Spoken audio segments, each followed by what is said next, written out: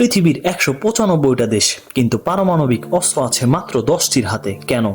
কারা ঠিক করে কে নিউক্লিয়ার বোমা বানাতে পারবে আর কে পারবে না? আর যদি সব দেশে নিউক্লিয়ার শক্তিধর হয়ে যেত, তাহলে পৃথিবীটা কেমন দেখাতো? আজকে আমরা খুলে ফেলছি সেই গোপন ইতিহাস, যা দশকের পর দশক লুকিয়ে রাখা হয়েছিল। দ্বিতীয় বিশ্বযুদ্ধের সময় আমেরিকার মানহাত্তান প্রজেক্ট ছিল ঠিক তেমনই একটা ছায়ার মতো গোপন প্রকল্প, যেখানে হাজারো বিজ্ঞানী কাজ করছিলেন এমন এক অস্ত্র বানাতে যার শক্তি মানুষের কল্পনাকেও হার মানায়। এটা ছিল শুধু বিজ্ঞান নয়, এটা ছিল সময়ের বিরুদ্ধে দৌড়। কারণ ভয় ছিল, যদি না পারা যায় তাহলে হয়তো শত্রুরাই আগে সেই ভয়ঙ্কর শক্তি হাতে পেয়ে যাবে। $বিলিয়ন বাজেট, মরুভূমির গভীরে লুকানো ল্যাব, দিন রাত জ্বলতে থাকা রিঅ্যাক্টর, আর বিজ্ঞানীদের চোখে একটাই লক্ষ্য, একটি বিস্ফোরণ যা পুরো শহরকে মুহূর্তে মুছে দিতে পারে। 1945 সালের সেই সকাল, হিরোশিমা আর নাগাসাকির আকাশে যখন আগুনের সূর্য উঠল, পৃথিবী প্রথমবার বুঝল এটা শুধু একটি বোমা নয়, এটা হলো ক্ষমতার নতুন সংজ্ঞা। সেদিন থেকে বিশ্ব রাজনীতির নিয়ম বদলে গেল।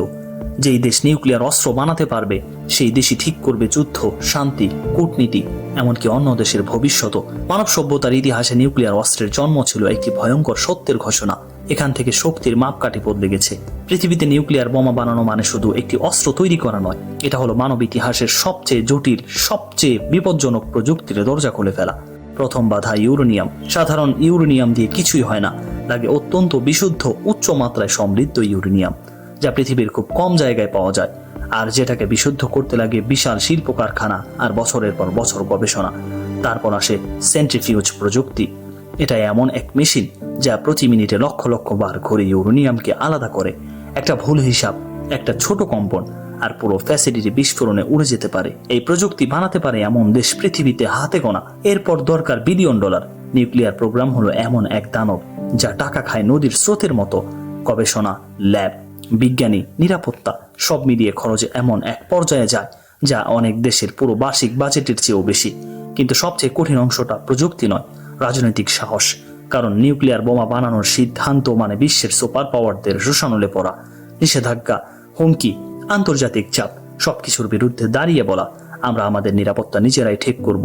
এই চারটি জিনিস, বিশুদ্ধ ইউরেনিয়াম, সেন্ট্রিফিউজ প্রযুক্তি, $বিলিয়ন আর রাজনৈতিক সাহস, একসাথে জোগাড় করতে পারে পৃথিবীর খুব কম দেশই। আর তাই 195 দেশের মধ্যে মাত্র কয়েকটি দেশই এই ভয়ঙ্কর শক্তির দরজা খুলতে পেরেছে। দ্বিতীয় বিশ্বযুদ্ধ শেষ হওয়ার পর পৃথিবী ভেবেছিল এবার হয়তো শান্তি ফিরে আসবে, কিন্তু বাস্তবে শুরু হলো এক নতুন যুদ্ধ, ছায়ার ভেতরে লুকানো ক্ষমতার যুদ্ধ। আমেরিকা, রাশিয়া, ব্রিটেন, ফ্রান্স আর চীন, এই 5 দেশ বুঝে গেল যে যার হাতে নিউক্লিয়ার আর অস্ত্র থাকবে, সেই ঠিক করবে পৃথিবীর ভবিষ্যৎ। তারা নিজেদের ঘোষণা করলো বৈধ নিউক্লিয়ার শক্তি, যেন পৃথিবীর বাকি দেশগুলো শুধু দর্শক হয়ে থাকবে। তারপর তারা তৈরি করলো NPT, নন প্রলিফারেশন ট্রিটি, একটি চুক্তি যার আসল বার্তা ছিল খুব সহজ: আমরা বোমা রাখবো, কিন্তু তোমরা রাখবে না। এটা ছিল না শান্তির জন্য, না কোনো মহা উদ্বেগ। এটা ছিল ক্ষমতা ধরে রাখার খেলা, একটা গ্লোবাল মনোপলি, যেখানে 5 দেশ নিজেদের সিংহাসন পাকা করে নিল আর বাকি 185 দেশকে বলল তোমরা চেষ্টা করলেও পারবে না। এই চুক্তির আড়ালে লুকিয়েছিল একটা অঘোষিত সত্য: নিউক্লিয়ার অস্ত্র শুধু নিরাপত্তা নয়, এটা হলো আধিপত্যের চাবিকাঠি, আর সেই চাবি তারা কাউকে দিতে চায়নি। দক্ষিণ এশিয়া, একটা অঞ্চল যেখানে 2 প্রতিবেশী দেশ 2 দিক থেকে দাঁড়িয়ে আছে একই ভয়ঙ্কর সত্যের সামনে, নিউক্লিয়ার অস্ত্র। 1974 সাল ভারত প্রথমবারের মতো নিউক্লিয়ার টেস্ট করলো। বিশ্ব অবাক আর পাকিস্তান হতবাক, কারণ ভারত যদি এই শক্তি পেয়ে যায় তাহলে শক্তির ভারসাম্য এক ধাক্কায় বদলে যাবে।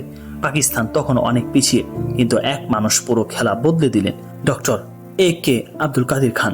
তিনি বুঝেছিলেন যদি পাকিস্তান নিজের অস্তিত্ব রক্ষা করতে চায় তাহলে তাদেরও লাগবে সেই একই শক্তি, যেই শক্তি মুহূর্তে যুদ্ধ থামাতে পারে। গোপনে শুরু হলো পাকিস্তানের নিউক্লিয়ার প্রোগ্রাম। রাতের অন্ধকারে যন্ত্রপাতি আনা, গোপন ল্যাবে ঘোষণা, আন্তর্জাতিক নিষেধাজ্ঞা এড়িয়ে প্রযুক্তি সংগ্রহ। এটা ছিল এক নিঃশব্দ যুদ্ধ, যেখানে প্রতিটি দিন ছিল ঝুঁকির। 1998 সাল ভারত আবার টেস্ট করলো, আর মাত্র কয়েকদিনের মধ্যেই পাকিস্তানও তার জবাব দিল। 2 দেশই প্রকাশ্যে ঘোষণা করলো আমরাও নিউক্লিয়ার শক্তিধর। সেদিন থেকে দক্ষিণ এশিয়া হয়ে গেল বিশ্বের সবচেয়ে বিপজ্জনক নিউক্লিয়ার জোন। কারণ এখানে যুদ্ধ মানে সীমান্তে গোলাগুলি নয়, এটা মানে পুরো অঞ্চল ধ্বংস হয়ে যাওয়া। এখন ভারত আর পাকিস্তান দুজনেই জানে যুদ্ধ শুরু হলে কেউই জিতবে না, কারণ নিউক্লিয়ার অস্ত্রের দুনিয়ায় জয়ী বলে কিছুই নেই, শুধু থাকে বেঁচে থাকা আর ধ্বংসের হিসাব। মধ্যপ্রাচ্যের বুকে একটা রহস্য আছে যা সবাই জানে, কিন্তু কেউ মুখ খুলে বলতে পারে না। এই রহস্যের নাম ইসরায়েলের গোপন নিউক্লিয়ার বোমা। ইসরায়েল কখনো স্বীকার করেনি যে তাদের কাছে নিউক্লিয়ার অস্ত্র আছে। ঘোষণা নেই, কোনো টেস্ট নেই, কোনো অফিসিয়াল ডকুমেন্ট নেই, তবুও গোটা বিশ্ব জানে এই নীরবতার আড়ালে লুকিয়ে আছে ভয়ঙ্কর শক্তি, গোয়েন্দা রিপোর্ট, স্যাটেলাইট ইমেজ আর মরুভূমির গভীরে লুকানো ডিমানো ফ্যাসিলিটি। সবকিছু ইঙ্গিত দেয় যে ইসরায়েলের হাতে থাকতে পারে 80 থেকে 200 নিউক্লিয়ার ওয়ারহেড। কিন্তু ইসরায়েল তারা শুধু হাসে আর চুপ থাকে। এটাই হলো তাদের সবচেয়ে বড় শক্তিশালী অস্ত্র, একটা কৌশল যেখানে সত্যটা সবাই জানে কিন্তু কেউ প্রমাণ করতে পারে না। ইসরায়েল কখনো বলে না আমাদের আছে, কিন্তু কখনো স্বীকারও করে না। এই নীরবতা তাদের জন্য ঢালও, আবার তলোয়ারও, কারণ শত্রুরা জানে ইসরায়েলকে আক্রমণ মানে কি ধরনের জবাব আসবে তা কেউই নিশ্চিতভাবে বলতে পারে না। এই অনিশ্চয়তাই ইসরায়েলের সবচেয়ে বড় শক্তি, একটা অদৃশ্য বোমা যা কখনো দেখা যায় না কিন্তু যার ছায়া পুরো মধ্যপ্রাচ্যকে আজও কাঁপিয়ে রাখে। উত্তর কোরিয়া পৃথিবীর সবচেয়ে বদ্ধ, সবচেয়ে রহস্যময়, সবচেয়ে নিষিদ্ধ দেশ, একটা দেশ যাকে থামাতে জাতিসংঘ, আমেরিকা, ইউরোপ সবাই একসাথে চাপ দিয়েছে। নিষেধাজ্ঞা, অর্থনৈতিক অবরোধ, সামরিক হুমকি, যা যা করা যায় সবই করা হয়েছে, কিন্তু উত্তর কোরিয়া তারা 1 ইঞ্চিও পিছু হটেনি। তাদের বিশ্বাস ছিল একটাই, নিউক্লিয়ার বোমা থাকলে কেউ আমাদের ছুঁতেও পারবে না। এই বিশ্বাসই তাদের চালিয়েছে ক্ষুধা, দারিদ্র্য, আন্তর্জাতিক বিচ্ছিন্নতা, সবকিছুর মধ্য দিয়ে। দেশের মানুষ কষ্টে থাকলেও সরকার থামেনি এক মুহূর্ত, কারণ তাদের কাছে নিউক্লিয়ার অস্ত্র মানে শুধু শক্তি নয়, বেঁচে থাকার গ্যারান্টি। বিশ্ব যখন বলছে থামো, তারা বলছে আরো এগো। বিশ্ব যখন হুমকি দিয়েছে, তারা আরো বড় মিসাইল ছুড়ে দিয়েছে সমুদ্রে। বিশ্ব যখন নিষেধাজ্ঞা দিয়েছে, তারা গোপনে আরো গভীর ভূগর্ভে বানিয়েছে আরো শক্তিশালী বোমা। আজ উত্তর কোরিয়া সফল, তাদের হাতে আছে এমন অস্ত্র যা পৃথিবীর সবচেয়ে শক্তিশালী দেশগুলোকেও 2 বার ভাবতে বাধ্য করে। এটাই দেখায় নিউক্লিয়ার অস্ত্র হলো ছোট দেশের সবচেয়ে বড় ঢাল, যে ঢাল ভেদ করতে পারে না কোনো নিষেধাজ্ঞা, কোনো চাপ, কোনো সুপার পাওয়ার। পৃথিবীতে 195টা দেশ, কিন্তু নিউক্লিয়ার অস্ত্র আছে মাত্র 10টির হাতে। প্রশ্নটা সহজ, বাকি 185 দেশ কি এতটাই দুর্বল? তারা কি চাইলে পারতো না?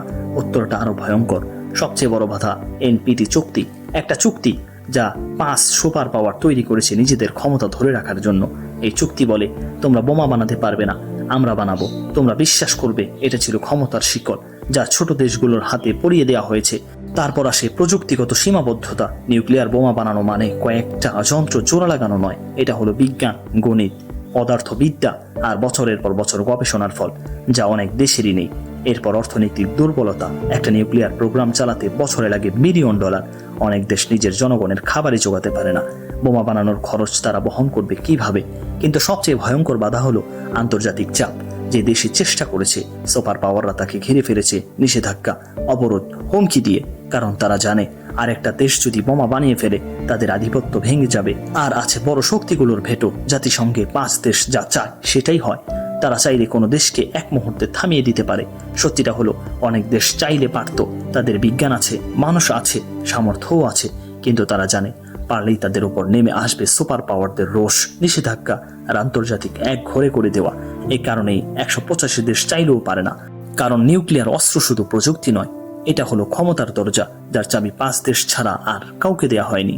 ভাবো, পৃথিবীর 195টা দেশের হাতে যদি থাকতো নিউক্লিয়ার বোমা, ছোট দেশ, বড় দেশ, দ্বীপ, রাষ্ট্র, যুদ্ধ বিধ্বস্ত অঞ্চল, সবাই যদি একসাথে হয়ে যেত নিউক্লিয়ার শক্তিধর, তাহলে পৃথিবী কেমন হতো? একটা ভুল সিদ্ধান্ত, একটা ভুল বোতাম চাপ, একটা ভুল হিসাব, আর পুরো মানব সভ্যতা শেষ। কারণ নিউক্লিয়ার অস্ত্র কোনো সাধারণ বোমা নয়, এটা এমন এক শক্তি যা কয়েক সেকেন্ডে একটা শহরকে মানচিত্র থেকে মুছে দিতে পারে। আর যদি 195টা দেশের হাতেই এই শক্তি থাকে, তাহলে পৃথিবী হয়ে যেত একটা বিশাল টাইম বোমা যার কাউন্টডাউন কেউই থামাতে পারতো না। রাজনৈতিক উত্তেজনা বাড়লেই দেশগুলো হুমকি দিত বোমা ছোড়ার। সীমান্তে ছোট সংঘর্ষ মানেই বিশ্বযুদ্ধের সম্ভাবনা। একটা ভুল বোঝাবুঝি, একটা হ্যাকার আক্রমণ, একটা সামরিক ভুল, আর পৃথিবী কয়েক মিনিটেই পরিণত হতো আগুনের গোলায়। এই কারণেই সুপার পাওয়াররা চায় না এই অস্ত্র ছড়িয়ে পড়ুক, কারণ তারা জানে যদি সবাই নিউক্লিয়ার শক্তিধর হয়ে যায়, তাহলে পৃথিবী আর নিরাপদ থাকবে না, বরং প্রতিদিন দাঁড়িয়ে থাকবে সম্পূর্ণ ধ্বংসের দোরগোড়ায়। পৃথিবী এখন দাঁড়িয়ে আছে একটা অদ্ভুত, বিপজ্জনক আর একই সাথে স্থিরতার জায়গায়। একদিকে নিউক্লিয়ার অস্ত্র যুদ্ধ ঠেকায়, কারণ সবাই জানে একবার যুদ্ধ শুরু হলে শেষটা হবে পৃথিবীর শেষ। কিন্তু অন্যদিকে এই অস্ত্রই আবার যুদ্ধ লাগার ভয়কে আগের যে কোনো সময়ের চেয়ে বহুগুণ বাড়িয়ে দিয়েছে। আজকের দুনিয়ায় পুরনো নিউক্লিয়ার শক্তিগুলো তাদের অস্ত্র আরো আধুনিক করছে। Hypersonic missile, submarine, launched warhead আর অটোমেটেড ডিফেন্স সিস্টেম। আর নতুন দেশগুলো তারা গোপনে চেষ্টা করছে এই ক্লাবে ঢোকার, কারণ তারা জানে নিউক্লিয়ার অস্ত্র মানে শুধু শক্তি নয়, এটা হলো বেঁচে থাকার লাইসেন্স। এদিকে সুপার পাওয়াররা তাদের থামাতে মরিয়া। নিষেধাজ্ঞা, গোয়েন্দা নজরদারি, সাইবার আক্রমণ, যা যা করা যায় সবই করছে, কারণ তারা ভয় পায় আরেকটা দেশ যদি এই শক্তি পেয়ে যায় বিশ্বের ক্ষমতার ভারসাম্য বদলে যাবে। এই অদ্ভুত অবস্থাকেই বলা হয় নিউক্লিয়ার প্যারাডক্স, যেখানে অস্ত্রই শান্তি আনে, আবার সেই অস্ত্রই শান্তিকে সবচেয়ে বেশি বিপদে ফেলে। ভবিষ্যৎ তাই খুব স্পষ্ট, বিশ্ব আরো বেশি সতর্ক, আরো বেশি টেনশন ড্রিভেন, আর আগের যে কোনো সময়ের চেয়ে নিউক্লিয়ার ছায়ায় ঢাকা। পৃথিবীতে প্রায় 200টা দেশ, কিন্তু নিউক্লিয়ার অস্ত্র আছে মাত্র 10টির হাতে।